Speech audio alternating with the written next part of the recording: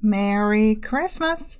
Now, some people like to spend their holidays buying toys, making happy memories, focusing on love and good thoughts. But you are here to make war. We're going to talk about top war games that are on sale right now. And we're going to start this off with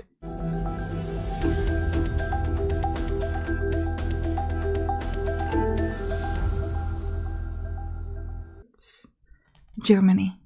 Guess the year. Good guess. I mean, it's a year in World War II, but you're wrong. We're in Germany 1989.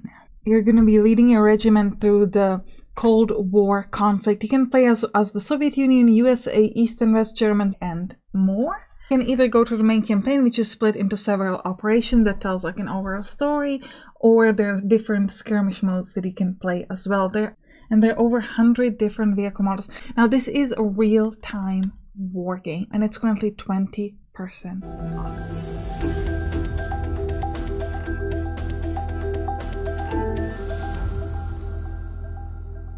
Now, since you're a fan of war games, I gotta ask you this. And if you say the wrong thing, we might not be friends.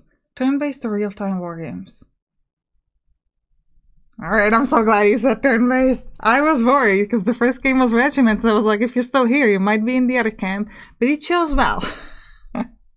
Sorry, all the real-time fans. Anyway, Attack at Dawn North Africa is a game that gets you either way, because it can be played both in real-time and turn-based. Now, this game is better if you play it in real-time, because the way the turn-based system works is that you might lose a little bit of time because you have to wait till the turn ends before you can give out new orders, which make it slightly worse.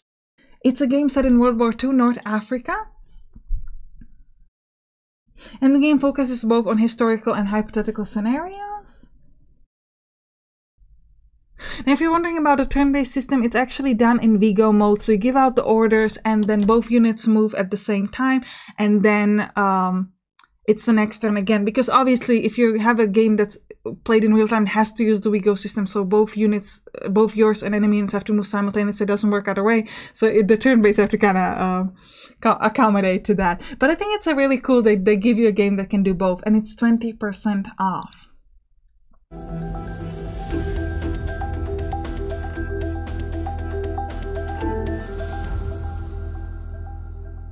Valor and Victory is a game set in World War II, and it's based on a Valor and Victory board game. And what makes this interesting is that there's like a turn within a turn mechanic of the game, so to speak. So essentially, you have your turn where you can you move around and you can attack and you can set up like smoke, and then within that turn your enemy has like a tiny part of that turn during which they can like attack you back, and then it switches to the enemy and then they can move around, and then you have a tiny turn within their turn where you can hit back. And it's a little bit different than the traditional turn-based systems, because you can't both do everything, and you have to kind of be aware of like, is this my sort of big turn or is this my small turn? Because it will affect how you behave in this game.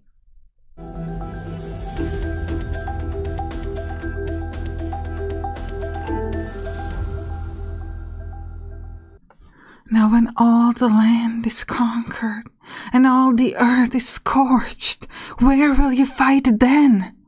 Let's see, baby, let's see. We haven't talked about it, Carrie. I'm sorry, this joke got me a bit more than anticipated. Carrier battles for Guadalcanal, Pacific One Naval War. It's really hard to say the name of this game when you're laughing. Carrier battles for Guadalcanal, Pacific War, Naval Warfare, certainly a mouthful. And this is a game that focuses on naval air battles of the Pacific War, ranging from 1942 to 1943. And it's currently 30% off. The game has 11 historical scenarios, and it can be played in single player or multiplayer, and it's turn-based.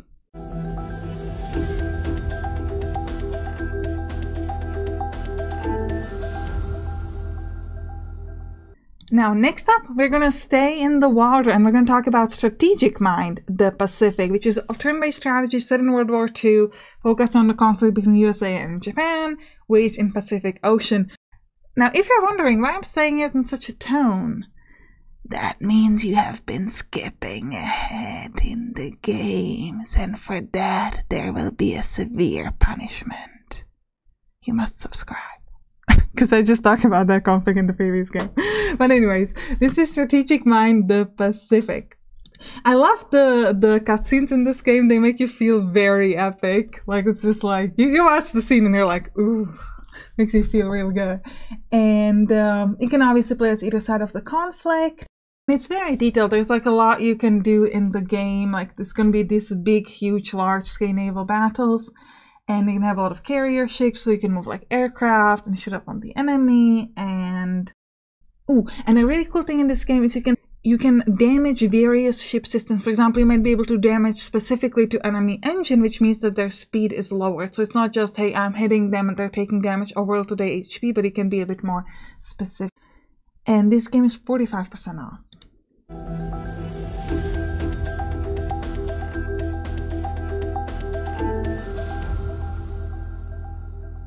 Now, I know that we all love tanks, which is a sentence I never thought I would say, ships, planes, and etc. But be honest, if you could pick between a dragon and a plane, what would you choose?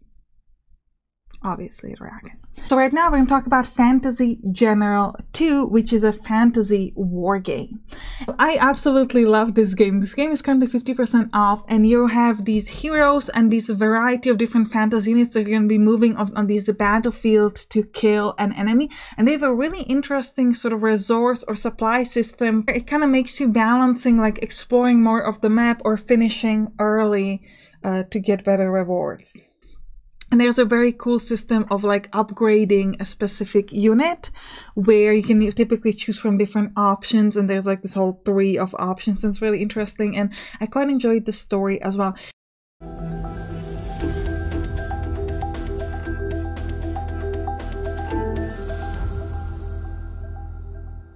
Next up, we'll talk about Unity of Command 2, which is one of my favorite war games. It's in World Tour, and there's going to be a huge focus on supply, so a lot of the times in order to win the game, you need to outsupply the enemy, and you also have different like specializations that you can assign to different units. For example, make them Pioneers, Engineer, which makes certain attacks easier, and there's Headquarters, which allow you to use special abilities on different kind of units, assuming that you have the right specialists. And there's also these conferences, which allows you to take different cards, which give you bonuses, like for example, airstrikes and etc. I absolutely love this game. I have a lot of Let's Plays for this game and also many other games on my channel. But for this game specifically, I also have a huge variety of guides because I really focus on this game in detail. Like I have guides on how everything works, the headquarters and the combat, how it's calculated and everything. So if you're interested in this game, you can check it out on my main channel, and it's currently 67% off. Before we go to the last two games, I just want to say something. If you're still interested in more war games, I actually have a separate list for different 10 war games that are also on sale right now. There will be a link to it in the description.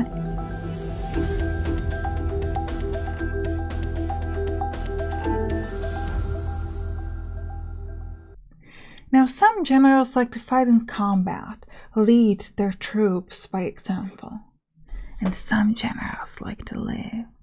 Today we're going to talk about one of those. This game calls Radio General, and it's such an interesting twist on a war game. So the idea for this game is that you are a general sitting in a tent, and you can only control your units with a radio.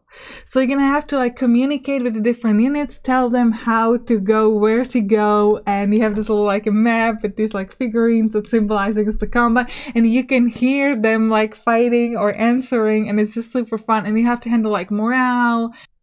And it's just such an interesting idea. Like it's played so different because most of the time you feel like you're this sort of like abstract on top of the game, and you're just everyone just does what they say. But here it's kind of like you have to communicate from the radio, which is pretty fun. And what's really interesting in this game is that you're going to be giving these reports that are sometimes incomplete or even confused, because that's kind of how it works. Like you don't get just like a perfect view of what's happening, and it's just so interesting.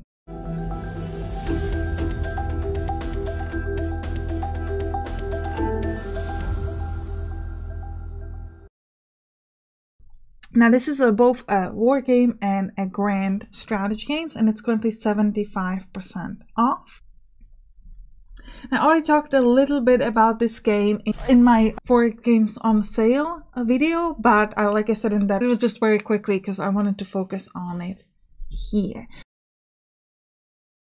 This game is incredibly deep and incredibly complex. You're in control of the Second World War, and you are going to be managing your units, industry, diplomacy.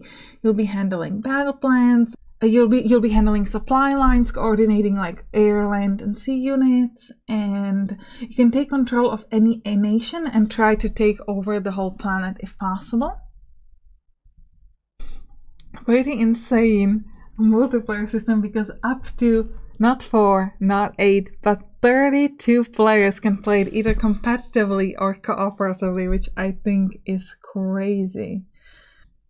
Now, I hope you enjoyed this video. If you did, write it down in the comments. And like I said, if you don't have enough war games yet, there's a list of other top 10 war games that are also on sale until January.